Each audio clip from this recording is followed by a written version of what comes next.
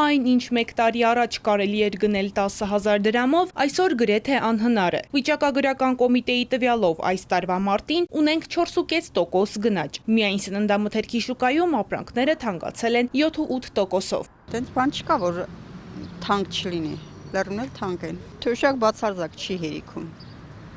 Ամուսինս կիսուրս ստանում են թոշակ, բայց բացարձակ չի հերիքում։ Ամեն ինչի պրոդուկտի վրա,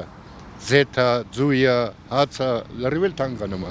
Ամենաշատը թանկացել է միսը, մեկ տարում 12-ից 14%։ 1,5 կիլոգրամի փոխարեն հիմա մարդիկ հազիվ 1 կիլոգրամ են կարողանում գնել 5,000 դրամով։ Ձվի շուկան հարության տոնին չտատանվեց, բայց վերջին մեկ տարում հավկիթն աստիճանաբար թանկացավ մոտ 19%։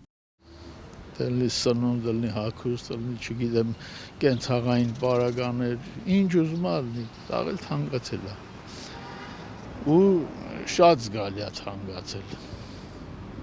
1000 դրամը դարել է 1010 դրամ, չէ, 1000 դրամը դարել է 1200 դրամ։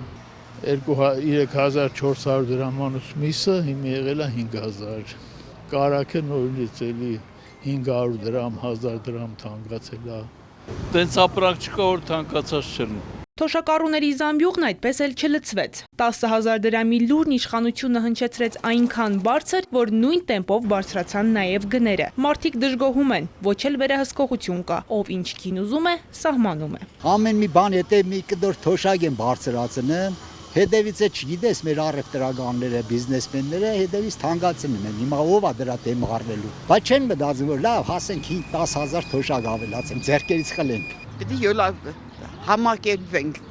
Թորնիկների հետ զբոսանքը նաև մտքերն ու հոգսերը ցրելու լավ առիթ է։ Էպիկենտրոնի հարցինի պատասխան այս կանայք դժգոհում են հատկապես կաթնամթերքի գնից ու որակից։ Կաթնամթերքի, առաջնային օգտագործում ենք կաթնամթերքի վրա ենք զգում։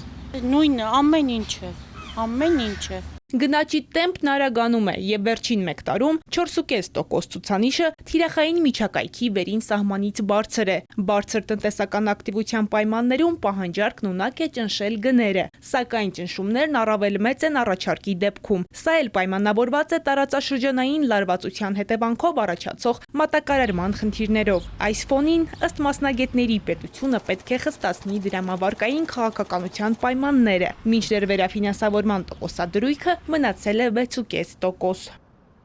Ալինա Սահակյան, Սիմիկ Մայլյան, Էպիկենտրոն։